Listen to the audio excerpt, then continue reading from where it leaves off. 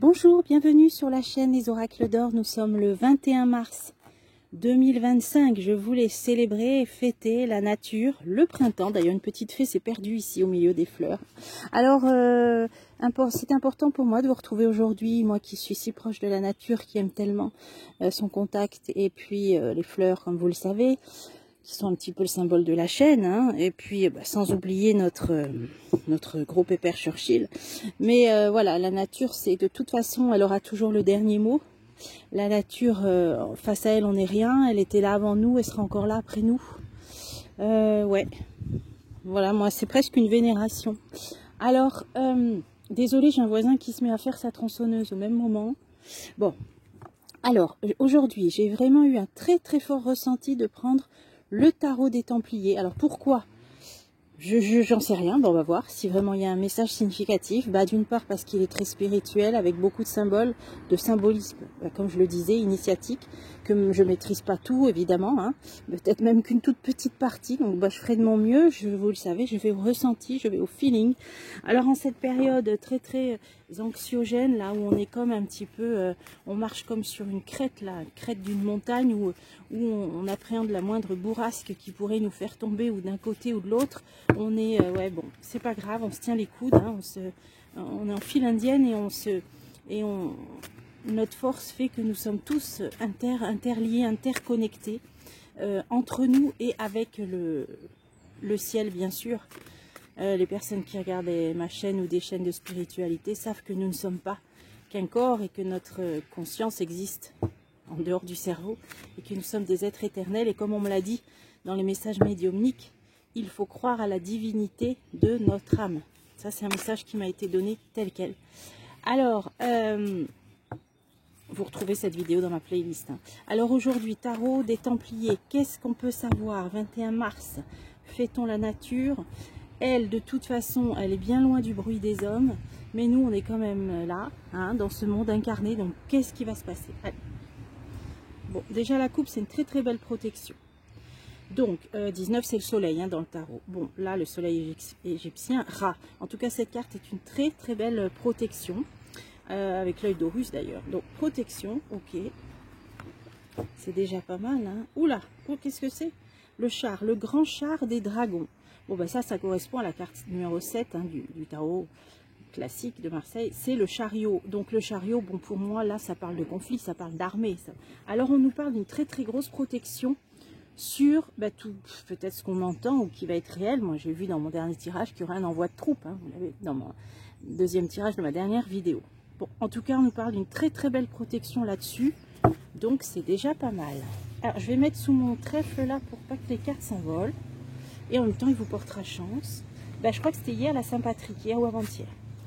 Alors, si des Irlandais nous regardent, bonne Saint-Patrick. Bon, je crois pas que j'ai des Irlandais qui regardent. Bon, allez, tarot Templier.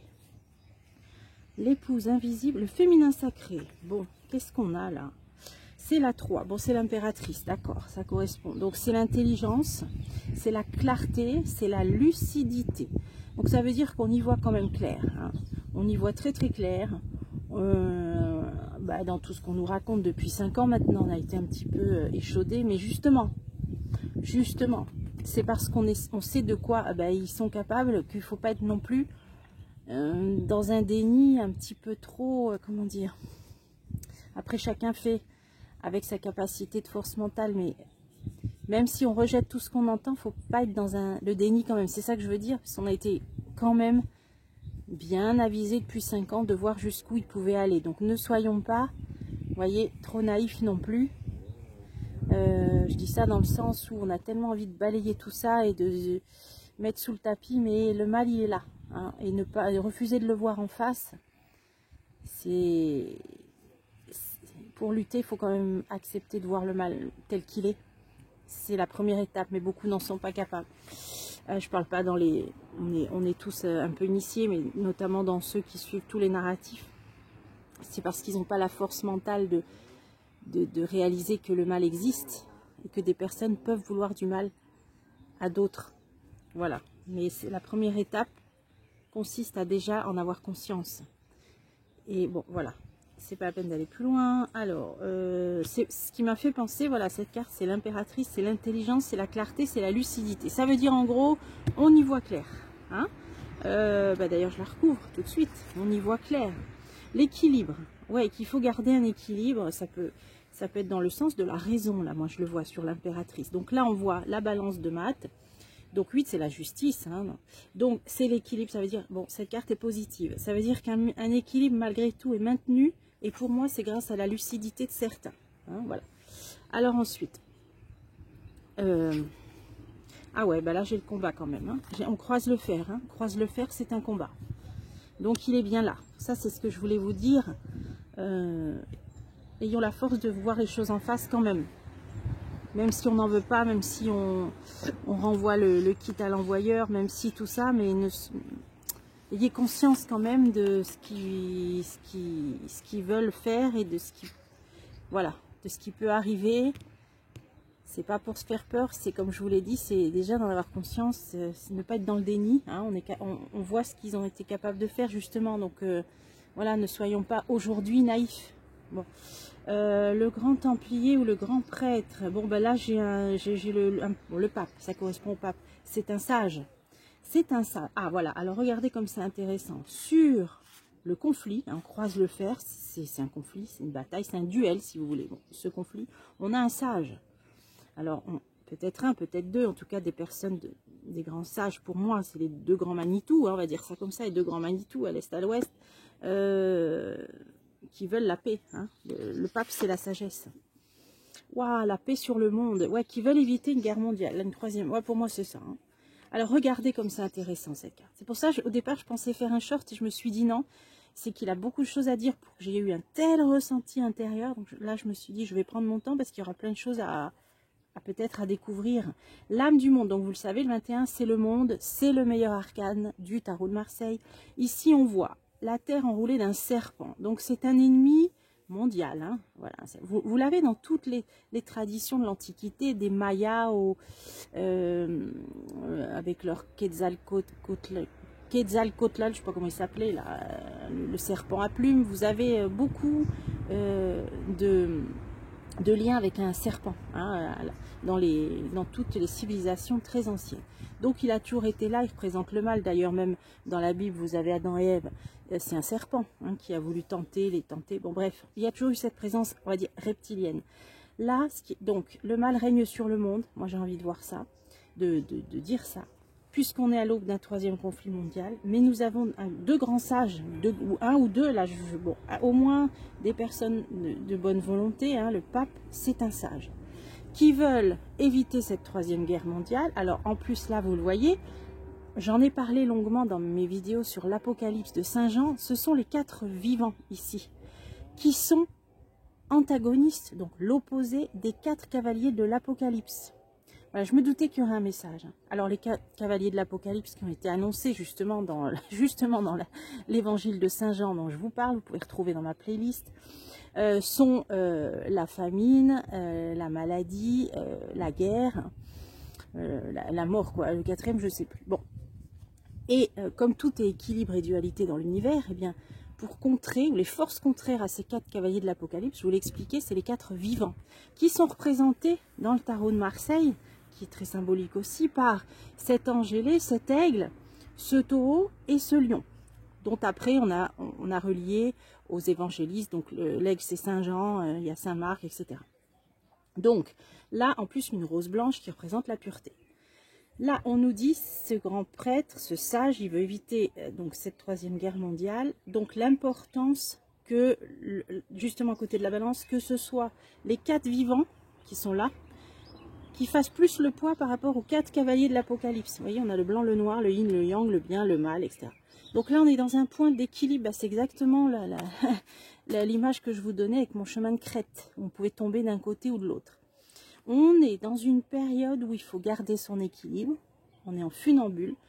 Donc, soit entre des êtres qui veulent les 4 cavaliers de l'Apocalypse, donc l'Apocalypse, la fin du monde, hein, la guerre à taux plus loin mix, si vous voulez, et l'autre équilibre, le bon, le bien, hein, représenté, bon, le yang, le yin, bon, peu importe, le côté clair face au côté obscur, et ce côté clair qui veut contrebalancer ces 4 cavaliers de l'Apocalypse, qui veut les 4 vivants. C'est-à-dire que ces 4 vivants, ça représente des qualités, bon je ne vais pas revenir là-dessus, mais quand elles sont réunies, ça, au milieu, normalement c'est une amande avec le Christ sur le 21, la lame du tarot. Parce qu'on appelle ça la quinte, quand il y a les 5, l'essence de ces 5 qualités donne la quintessence. Et c'est ça le côté christique, c'est la quintessence de ces qualités. Donc là, on a la bataille du bien contre le mal. Si je veux résumer en 3 mots, ce sera plus simple. Qu'est-ce qu'on va mettre? Ben voilà, il est où? Ben voilà, regardez, il est où? Là, on a le diable. C'est exact, vous voyez sur le serpent, c'est exactement ce que je suis en train de vous dire. Donc on a, alors par contre, vous voyez, pour lutter, on a ce combat, pour lutter entre le bien et le mal, hein, pour essayer de garder un équilibre grâce à la lucidité, l'intelligence, la clarté, on a juste ces bons, alors qu'ils sont diabolisés, mais justement, hein, pour ceux qui écoutent et qui croient encore les médias depuis 5 ans, si vous arrivez encore à les croire, prenez toujours l'inverse de ce qu'on vous dit. Ceux qu'on passe pour des clowns, des diables, des rigolos, c'est l'inverse. Bon, là je sais plus comment expliquer. Bon, ils évitent la 3e guerre mondiale parce que là c'est le mal. Hein, voilà. Ok, on a le diable, c'est pas compliqué. Hein. Allez, on continue. Bon, cette étoile. Ah, on a une bonne étoile. Bon, ça c'est bien. Hein. Ben, c'est la 17, les étoiles, c'est une protection. Ça veut dire qu'on a une bonne étoile au-dessus de nos têtes. On a une bonne étoile. Allez, on recouvre. Ah, bon, qu'est-ce que j'ai là? Ben là, j'ai un chevalier, hein, il est carrément sur sa monture, là, il se bat. Hein. Voyez, là, en plus, on n'a plus les épées, maintenant, on a des bâtons. Ça veut dire que peut-être la bataille sera gagnée. Peut-être, alors on va essayer de voir. En tout cas, qu'on aura des courageux combattants. Hein. Il y a l'étoile, qui seront guidés par cette étoile. Ouf, le grand char des dragons. Ah, ben ça, c'est des militaires. Hein. C'est des militaires. Hein. C'est la carte du chariot, hein, 7. Là, on a un char. Hein. Vous voyez, un char, on peut dire char d'assaut, char, c'est des militaires, c'est l'armée. Mais on va avoir des combattants là qui sont du bon côté. Aïe, aïe, aïe. Allez, qu'est-ce que ça veut dire? Ah ouais, l'offrande. Ça, c'est le doux, c'est le sacrifice, c'est le pendu. Hein. C'est le pendu. Alors, ça veut dire qu'il y aura des sacrifices à faire. Moi, je pense qu'on aura une petite phase quand même, sans parler de 3e conflit mondial. Là, c'est pas l'objet de la question. Mais il y aura une phase de combat, vous le voyez bien. Là, c'est assez clair. Et puis le chariot, mais avec une très très belle protection. Donc, pour moi, qui sera du côté des bons combattants. Mais il y aura une période, peut-être, vous voyez, il va falloir... Ça, c'est le sacrifice, l'offrande. C'est ceux qui combattent, tout simplement. Alors, c'est le pendu. Ouais, ben, je vais en remettre une, justement. Et sur cet être hideux, là, comme ils veulent faire revenir la société, mais on n'en veut pas. J'ai le jugement là-dessus. Le jugement, l'ange rénovateur. Super, vous voyez, là, je lui ouf, ferme le bec. On a le jugement, hein, la lame numéro 20, là, qui s'appelle l'ange rénovateur. Donc, ça veut dire que c'est nos 4 vivants qui vont gagner par rapport à ces 4 cavaliers. Super, de l'Apocalypse, voilà. Et là, sur ces combattants, bon, cette petite période de sacrifice, moi je vois des combattants qui vont... Il y aura des sacrifices. De toute façon, une guerre, il y a toujours des morts. Hein. Voilà, c'est affreux. Il y a une bonne étoile malgré tout. Allez, on va voir. Ah, ça c'est très positif. La fleur du sage ou la grande roue. Ça veut dire que la roue va tourner en notre faveur. Vous voyez, ça fait penser à la rosace qu'il y a dans les cathédrales, hein, là. Dans les vitraux. Hein. Donc ça, c'est une carte de toute façon qui est positive et qui indique que la roue va tourner, la providence sera de notre côté. Donc, petite période de... Bah, laissez passer, quoi, mais bon, possible il y aura quand même un combat quelque part, mais il y en a déjà. Mais on nous dit que ça va tourner en notre faveur et en plus, c'est sur l'étoile. Hein. Donc ça, c'est quand même positif. On a le jugement qui arrive sur cet être hideux. Et l'équilibre. Donc sur cette roue, une fois qu'elle va tourner, qu'est-ce qui se passe après? Ah, j'ai encore ça. Vous vous rappelez, la dernière fois, elle était sortie, la rose mystique, la déesse Isis. C'est normal, c'est la Vierge qui protège la France. Hein. Donc au départ, bon, c'était la mère, la terre-mère, Isis, et après c'est bon, la Vierge. Il y a toujours cette entité protectrice féminine. Là, en plus, on voit cette rose d'or. Alors, vous savez, la rose d'or, c'est la pureté, c'est l'osmose entre la rose blanche et la rose rouge. Hein, chez les Templiers, ça devient la rose d'or qui est la pureté, l'accomplissement. En plus, on voit bien qu'elle a des clés dans sa main. Donc, je vous l'avais dit la dernière fois, il y a des réponses dans certains écrits anciens on a des réponses. Hein, les clés, c'est des solutions. Bon, on a la protection de la Vierge. Et comme par hasard sur la roue. Et regardez en plus ce que ça m'évoque. Regardez ce que ça m'évoque. La rosace, Notre-Dame. Et regardez, j'ai la rose d'or dans les deux cartes. On est extrêmement protégé par Notre-Dame, mes amis, hein, par la Sainte Vierge. Hein. N'en doutez jamais, jamais. Hein. Elle est là. Hein. Ayez dans votre cœur cette rose d'or aussi, cette pureté. Hein, parce qu'elle est là. Allez, j'en remets une. Et on a le grand monarque. Ah ben voilà. Eh ben ouais. Eh ben oui, de toute façon, il nous a été annoncé dans toutes les prophéties, même Nostradamus, et même hein, dans une des vidéos que vous retrouverez dans la playlist, la première que j'avais faite pour expliquer les sources, même les premiers évangélistes ont parlé de l'arrivée de ce grand monarque quand on serait dans la bataille finale du bien contre le mal. Il est là. Donc elle n'est pas toute seule. Donc ça veut dire qu'il est peut-être spirituel. Hein. Incarné ou pas. Probablement pas même. C'est les forces. On verra bien. D'ailleurs, je vais en remettre une, vous voyez, avec le Graal, le Saint Graal à côté, il est là. Ça. Bon, là, avec tout ce que ça évoque, hein, des mérovingiens, des... Bon, allez, on a notre grand monarque. Il est là. Hein. J'ai suffisamment parlé de lui dans mes vidéos que vous retrouverez sur la playlist. Donc, peu importe, on a la Vierge et on a la Vierge Marie, le grand monarque, la protection. La France, vous voyez, on est extrêmement protégé. Hein, extrêmement protégé. Allez, encore une sur ce grand monarque, on veut en savoir plus. Protection occulte. Là, c'est combat occulte. Vous voyez pourquoi ils sont là? Parce qu'on nous mène un combat aussi occulte. Quand je vous dis, souvent ça sort dans les cartes, je vous dis les vents contraires. On a des forces occultes négatives hein, contre nous aussi. Vous voyez, ça se pentacle là avec les épées qui signifient le combat. On nous fait aussi, on nous combat spirituellement. C'est pour ça ils sont là, tels des boucliers, hein, tels des remparts. Hein. Voilà. Hein. Extraordinaire. Hein. Extraordinaire. Bon, je vais pas laisser une carte moche, ça j'aime pas. La grande ombre, ouais, et ben là c'est parce qu'on en arrive à la fin d'un cycle. Et ben oui, ben c'est ce que je dis depuis le début. On est en pleine bataille. Là, peut-être on va arriver même au paroxysme de cette bataille du bien contre le mal. D'ailleurs, c'est pas pour rien qu'on m'a donné cette vision de l'astral en 2019, le 11 septembre 2019, dont je vous ai parlé dans les messages médiumniques. Vous la retrouvez dans la playlist, où on m'a bien montré cette bataille dans l'astral qui serait gagnée. La lumière avait gagné. On me l'a montré en 2019, vous voyez, on est en 2025. Donc, on est bien dans cette fin de cycle. Mais vous voyez les puissants protecteurs qu'on a de notre côté, hein, et là aussi. Alors, sur le jugement, ça peut être intéressant. Le jugement. Ah ben voilà, la force de la Vierge et le grand serpent. Alors, regardez qui domine ce serpent que l'on voyait ici. Ce serpent qui veut asphyxier le monde, dominer le monde. Qui domine? C'est la Sainte Vierge, avec encore sa rose blanche là. Elle le maîtrise, hein. La force, c'est la maîtrise. Bon, alors sur l'ange, regardez. Voilà, les forces du bien vont maîtriser les forces du mal. Voilà, ça va finir avec ce message. C'est à la limite, ceux qui ne regardent pas la vidéo, vous arrivez à la fin. Le résumé, je vais le mettre en titre. Bon, ben, je savais qu'il y aurait un message. Hein. Voilà, les forces du bien vont dominer, maîtriser les forces du mal. Peu importe ce qui se passera. La lumière a déjà gagné, on le savait, mais là on nous le confirme. On nous le confirme. Le jugement, la force de la Vierge et le grand serpent. Le jugement et la force. Les forces lumineuses maîtriseront, auront le dessus, prendront le dessus sur les forces du mal. Alors merci à ceux ou ces grands prêtres, papes qui sont là, qui nous apportent leur sagesse. Merci à vous, chacun d'entre vous aussi, qui œuvrez pour être du côté de ces 4 vivants et non pas du côté de ces 4 cavaliers de l'Apocalypse. Et puis merci à nos merveilleux boucliers, là, boucliers protecteurs, nos boucliers, là, la Sainte Vierge, le grand monarque.